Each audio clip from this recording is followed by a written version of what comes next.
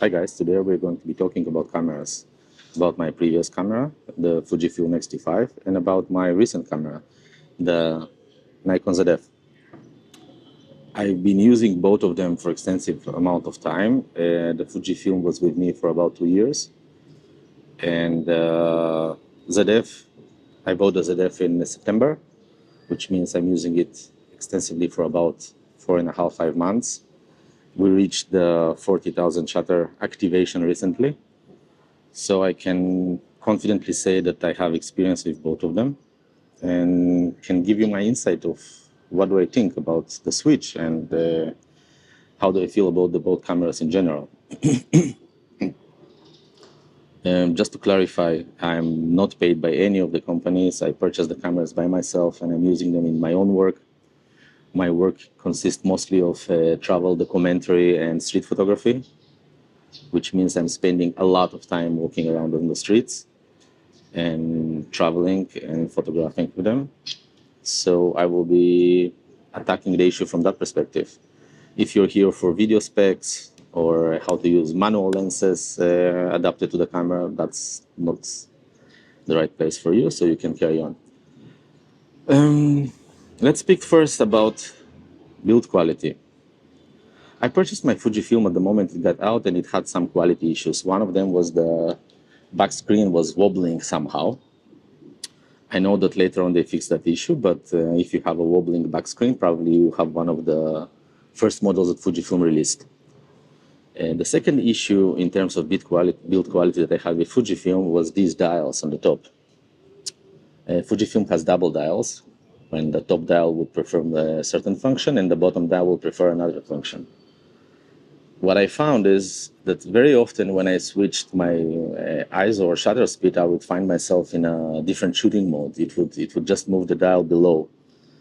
That didn't happen too much, but it was quite annoying when it happened. Sometimes you're out there chasing a moment and you realize that you're in a multiple exposure mode or something like that. Of course, you quickly recover from it. You notice it and you change your settings back, but again, you might miss moments because of that. But if you speak about the build quality in general, if we speak about the build quality in general, the Nikon wins hands down. It's betterly built and it feels more as a premium product rather than the Fujifilm. Feels a little bit plasticky and cheaper, just generally cheaper. Also, but that contributes for the weight. The Nikon is quite heavier, but I'm not so much bothered about that. Another thing that you will notice, and it's also kind of discussed a lot on the forums, is the lack of grip here. Like this camera has very, very shallow grip, and if you're using it with bigger lenses, you will find yourself hard to hold it with one hand and to balance.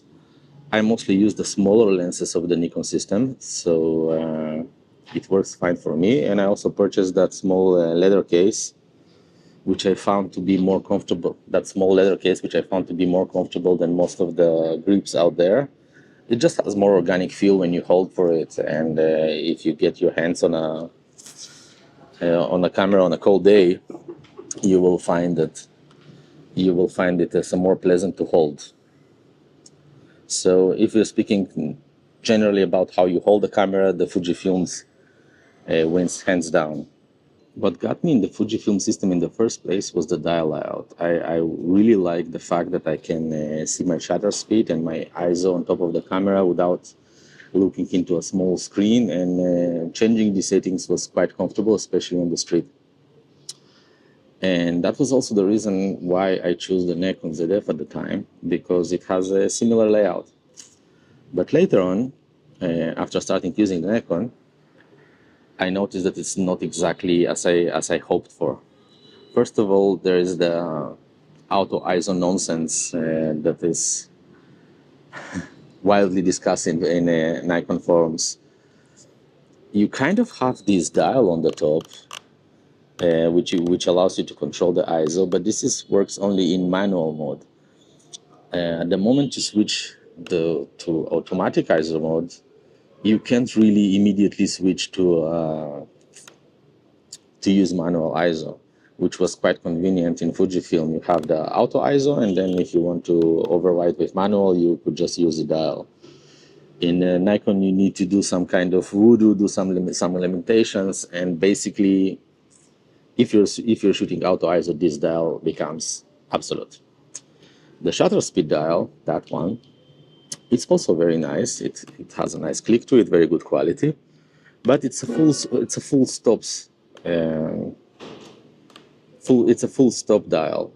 For example, I can shoot at 250 or at 125 of the second, 250 of the second, or 500 of the second. But if I want to shoot 200 or 320 or 640, I cannot. To do that, I need to switch to a 1/3 of the step and then use the back button to adjust my ISO. So if you're using thirds of a stop, that dial becomes absolute as well.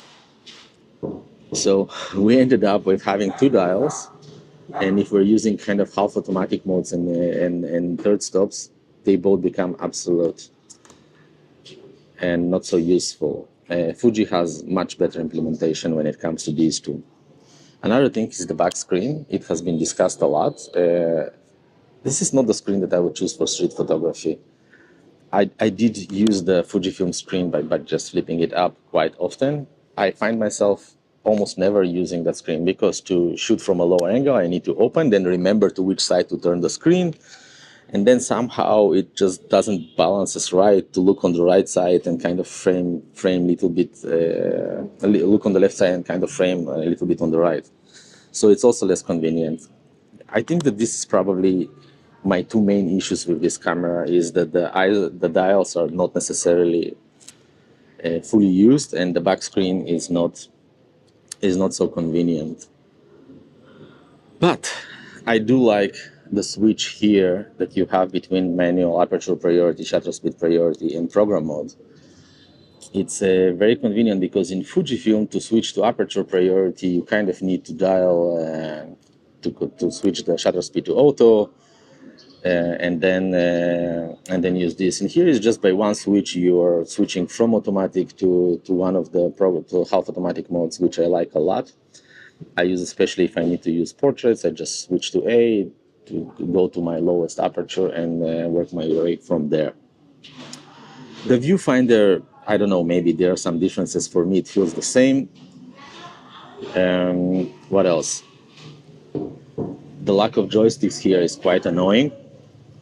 I do find myself not so convenient with the composing through the viewfinder and touching the screen. I cannot get used to that. I would prefer to have a joystick still. But what I found myself doing, I found myself focusing and working from the screen significantly more than I used to do with Fujifilm. With Fujifilm, I would significantly more compose through the viewfinder. Here I'm composing from the screen. The compositions are more sloppy doing it that way, but the autofocus works really well. So in many cases, it's just it's bothering me, but not bothering me that much. Both cameras are supposed to be weather sealed, and I shoot with both of them in a rainy weather conditions, which I found in the Fujifilm. I found some ghosting in the viewfinder, which immediately pushed my confidence in the camera down. I felt that there is like water inside, and I couldn't shoot confidently with it. Never happened with the Nikon. Never seen any water or ghosting in the viewfinder, so it was always working pretty well. Another thing to notice is the battery life. I feel that the battery life is kind of the same in both cameras. And that would be probably all about the controls and the other things. If we speak about the menu system, I feel that Fujifilm wins with that one too. It's easier to navigate the menus. It's the layout of the buttons are easier, and it's better thought in terms of photography. I think Fujifilm did a wonderful job with the ergonomics and the button layout, and I loved using that camera for that purpose. But let's speak about the elephant in the room, which is autofocus.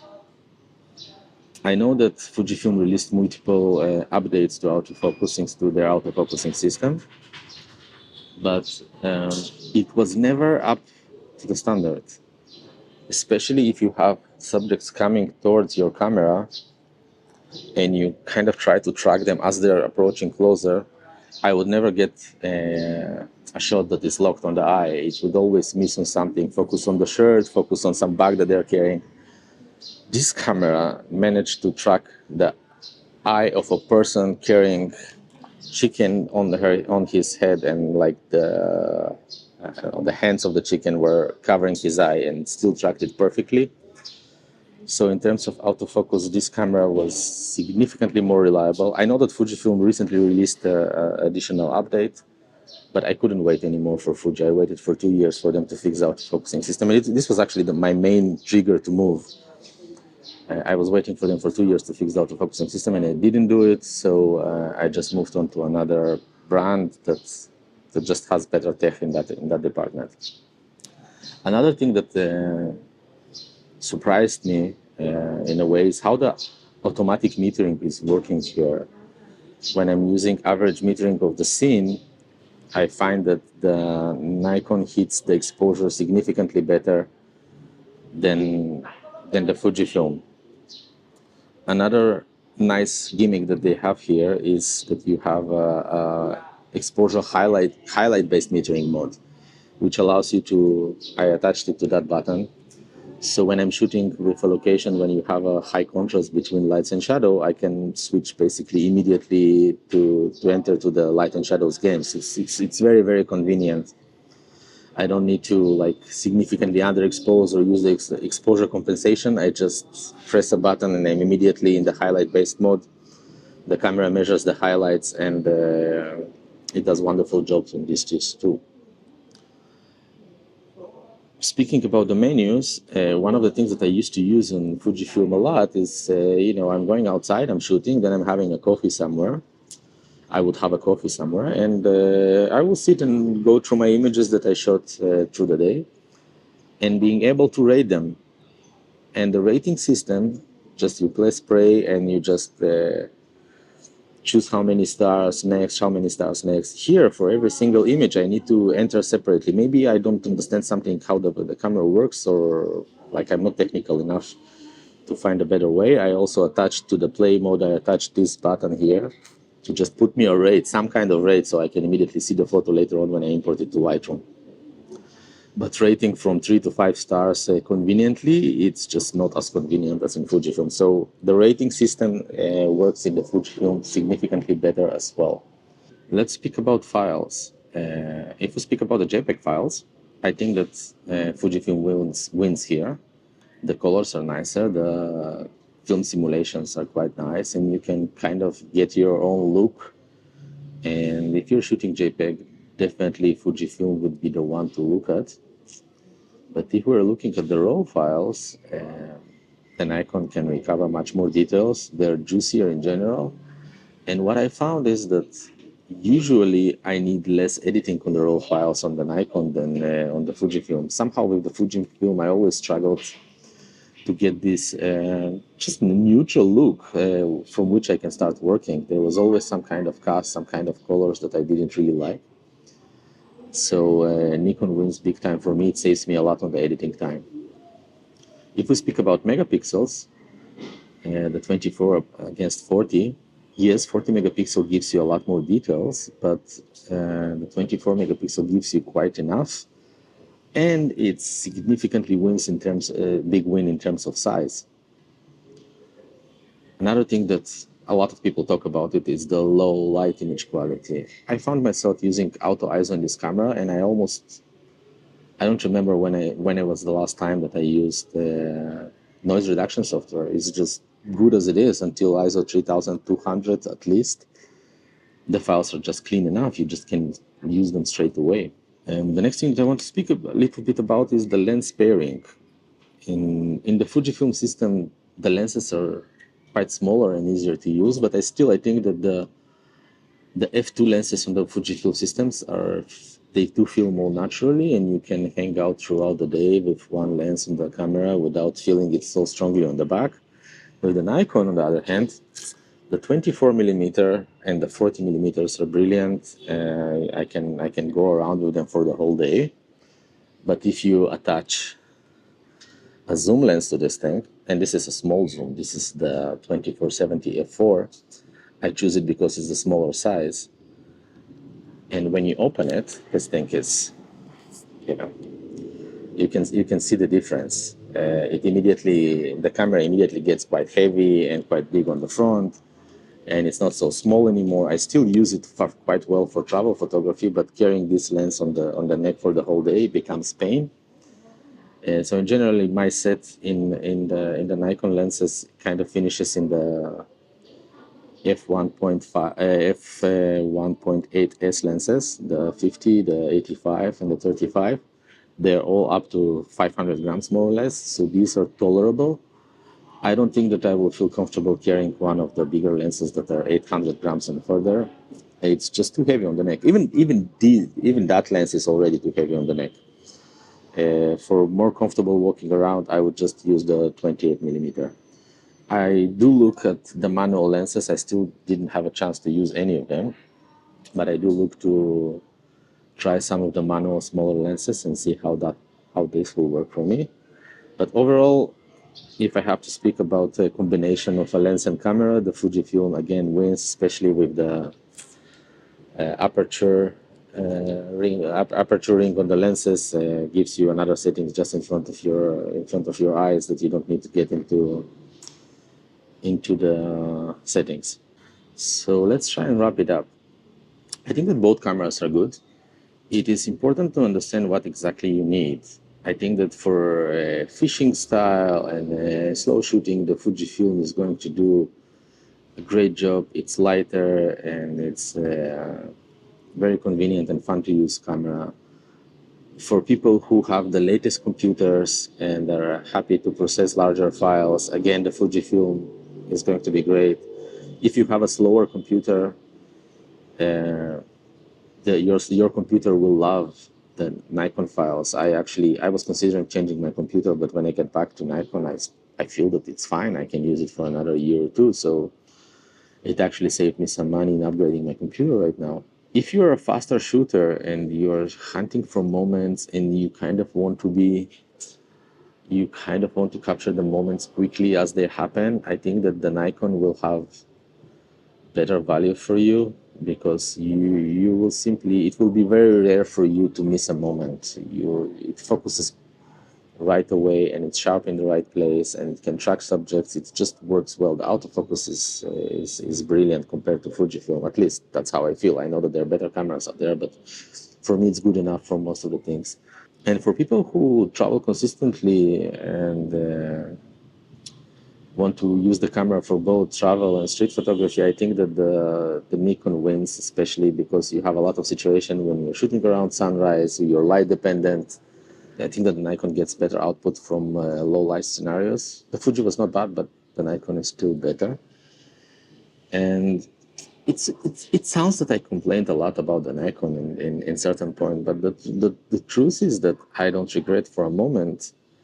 I was thinking a few days ago that I really, really love this camera, even with the quirky buttons that I'm not using as much as I thought, and the back display that is not exactly what I hoped for.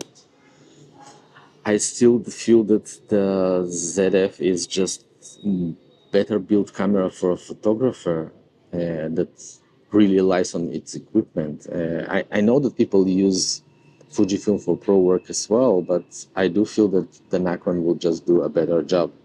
And I hope that the videos that I'm publishing are watched by both sides, both Nikon and Fujifilm, because both have some work to do to improve the cameras to be better and give us better results. And eventually, I think with the next models, we will all win. And like firmware updates happen, and after a firmware update, suddenly you can find yourself that the camera that was frustrating you for an extended period of time, now it's fine and it's worked well. Tell me in the comments, what do you think? How do you feel about both cameras? If you had a chance to shoot with both of them, and yeah, enjoy shooting. Bye bye.